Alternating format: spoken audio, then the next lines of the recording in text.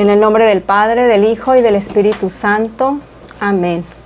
Espíritu Santo, fuente de luz, ilumínanos. Espíritu Santo, fuente de luz, ilumínanos. Esposa del Espíritu Santo, cúbrenos con tu manto. Amén. Queridos hermanos, nuevamente estamos transmitiendo desde su canal Alma Eucarística. Continuamos hablando del amor en sus más altos sentidos. El amor, dijimos, no es solamente fiebre, no es solamente esa fuerza que nos hace sentir enfermos. El amor también es herida. Y ahora nos toca ver que el amor es fuego, sobre todo fuego. El tema se llama fuego eucarístico sensible. El amor es fuego. ¿Y qué fuego? Porque el amor arrasa con todo. Podríamos citar a muchos santos que se han distinguido por el fuego de su amor.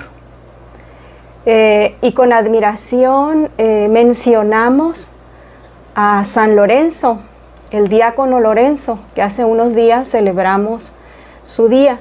El diácono Lorenzo fue aprehendido junto con el Papa Sixto II y fue condenado a muerte, pero le dieron unos días, sus captores le dieron unos días para que entregara las riquezas de la iglesia. Y sí, Lorenzo reunió las riquezas de la iglesia. Para sorpresa de sus perseguidores, la riqueza que les encontró fueron a todos los pobres de su comunidad.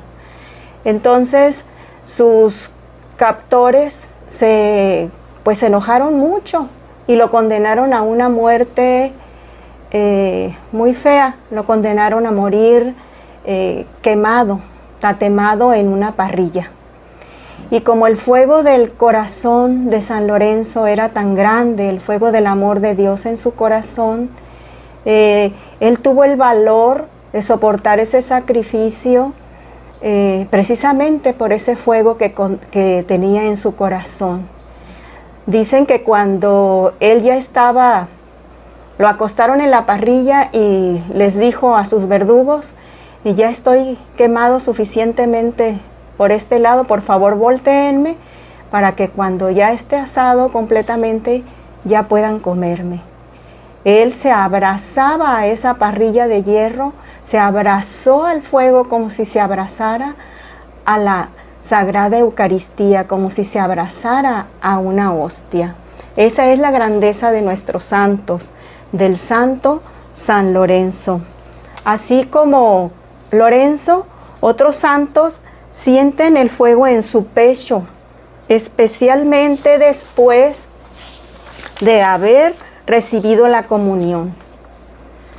San Estanislao de Kostka siente arder en su pecho tan grande fuego que sus familiares se ven precisados a aplicarle paños empapados con agua, así como cuando a alguna persona le da una fiebre muy alta y se la bajamos con paños mojados. Igualmente a San Estanislao, sus familiares tenían que aplicarle esos paños para que le bajara ese fuego. Todo sucedía después de comulgar. San Pedro de Alcántara, en tiempo de invierno, después de la Santa Misa, se arrojaba en los estanques helados y los hacía hervir, pues tan grande y vehemente es el fuego que lo abraza, tan grande y vehemente es el fuego que lo quema. San José de Cupertino es otro santo que se distingue también por este aspecto. A él se le abrazaba el corazón sensiblemente y solía decir que en el corazón tenía una llaga viva. San Francisco de Regis fue visto más de una vez ponerse con la cabeza inclinada debajo de las goteras para templar la llama amorosa que del alma se comunicaba a su cuerpo. También alguien que podríamos preguntarle sobre este fuego del amor de Dios sería San Felipe Neri. Él tendría mucho que decirnos. Y San Pablo de la Cruz, que exclamaba: siento arder las entrañas, tengo sed y quisiera beber, mas para apagar estos ardores quisiera beber torrentes de fuego. Santa Gema Galgani, también a ella, que es una hija espiritual de San Pablo de la Cruz, a ella le fue vista la carne de la parte del corazón, realmente quemada, y a ella se le oyó exclamar: de la parte del corazón siento un fuego misterioso, ha crecido tanto que tendré necesidad de hielo para extinguirlo. También Santa Catalina de Siena, al comulgar, podía ver de las manos del sacerdote un horno encendido.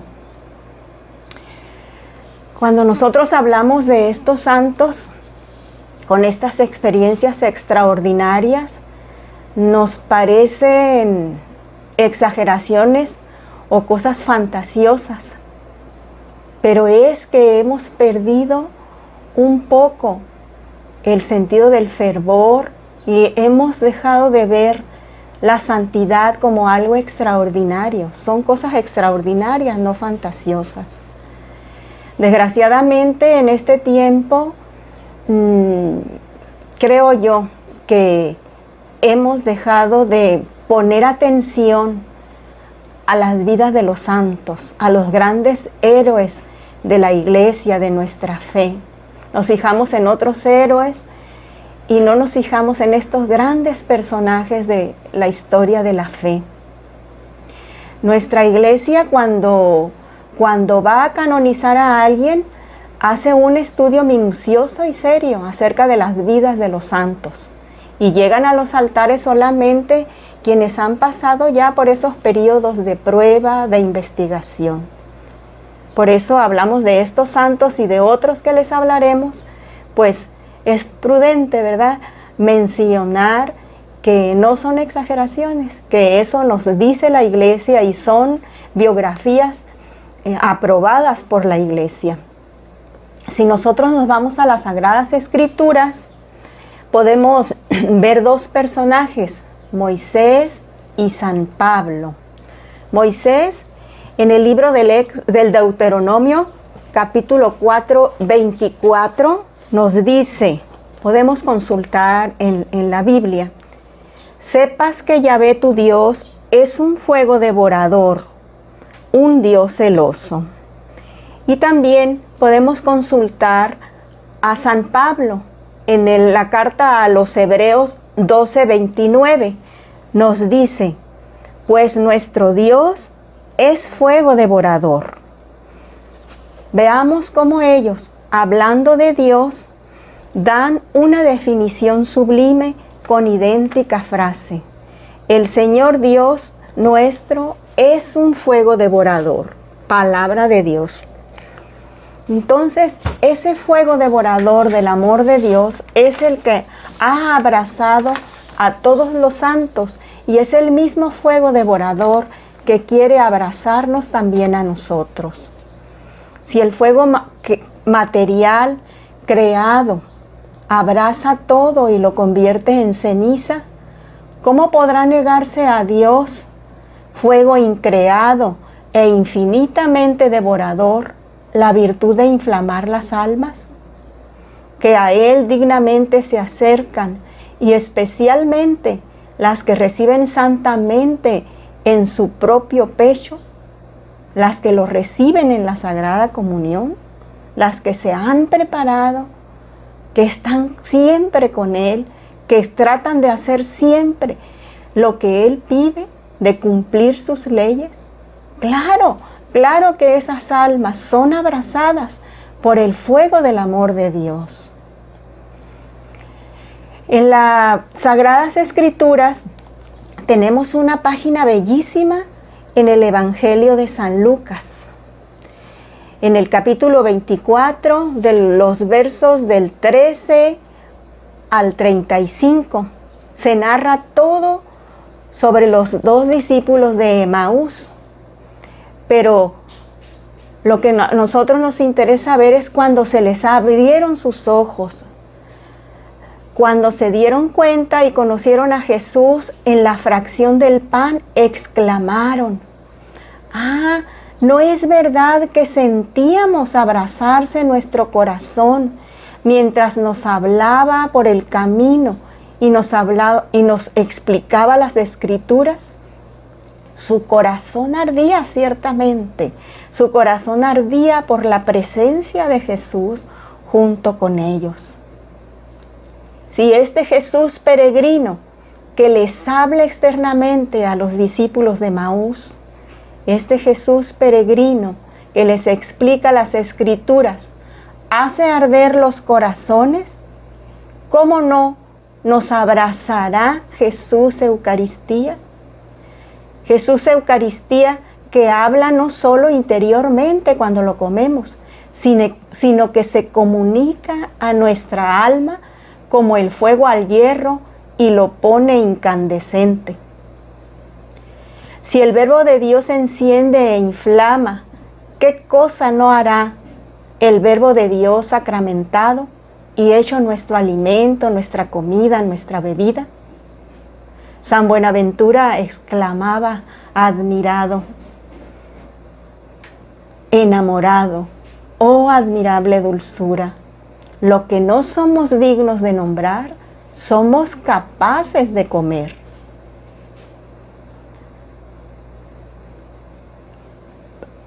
Los santos antes mencionados, después de la comunión, tienen necesidad de refrigerios materiales, estando abrazados aún sensiblemente del fuego divino. Por esa razón, porque el fuego del amor de Dios los abraza cuando han comulgado. Y viéndolos así, abrazarse sin consumirse, pues parecen semejantes a aquella misteriosa zarza vista por Moisés en el desierto, que ardía y no se consumía. Dios se aparecía y hablaba en medio de la zarza, en medio de aquel fuego, y Moisés exclamaba: iré a ver esa maravilla. ¿Cómo es que no se consume la zarza? ¿Por qué pues Estanislao de Kostka, Pedro de Alcántara, Catalina de Sena, Wenceslao de Bohemia, Félix de Nicosia, Francisco de Paula y Francisco de Asís arden y no se consumen? Si muriesen de amor, sería un milagro, pero es también un milagro que ardan de aquella manera y sin embargo no mueran. Son manifestaciones portentosas de la gracia, lecciones profundísimas del amor divino. Portentoso milagro sería también que tú y yo ardiésemos de amor por Jesús. Claro que podemos hacerlo. Estos santos que han pasado a la historia de la iglesia, que están en los altares, han practicado, se han hecho el esfuerzo de estar con Jesús, han aprendido y han estado siempre a los pies de Jesús, han orado, se han sacrificado, han conocido y escuchado a Jesús en el Santísimo Sacramento y lo han comido en la Sagrada Eucaristía. Tú y yo tal vez no ardamos de ese amor, de ese fuego tan grande como estos santos, pero si queremos, podemos también ser una pequeña zarza, empezar a arder un poco nuestro corazón. ¿Nos enamoramos de alguien? ¿Por qué no enamorarnos tan profundamente de Dios, que nos convirtamos en una zarza, que ardamos de amor por Él, que incendiemos nuestros ambientes, nuestros hogares, nuestras comunidades, que las encendamos de fuego ardiente del amor de Dios. También Verónica de Giuliani, al recibir la primera comunión, experimentó tal fuego en su pecho que llegada a la casa y suponiendo que todas las demás sentían el mismo calor que ella, les preguntó: díganme, hermanas mías, ¿cuánto tiempo durará en el pecho este fuego que enciende la Santa Comunión?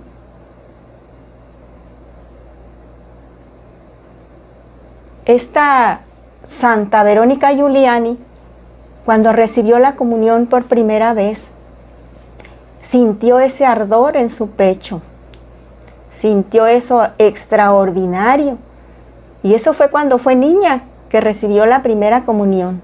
¿Qué sería después cuando ya fue Sor Verónica de Giuliani? Cuando ya hizo sus votos y recibió los estigmas y fue favorecida con todos los carismas del Espíritu Santo, porque luchó por una vida de santidad. Tú y yo también podemos experimentar ese fuego en nuestro corazón, comulgando con frecuencia, asistiendo a la Santa Misa, yendo con Jesús al sagrario y escucharlo. Nosotros también podemos ir como Moisés y decir: quiero ver esa cosa maravillosa. ¿Sí? Iré a ver esta gran maravilla, a escuchar la voz de Dios que quiere estar con nosotros, a escuchar la voz de Dios que quiere abrazarnos con su fuego, ese fuego que quema pero no consume.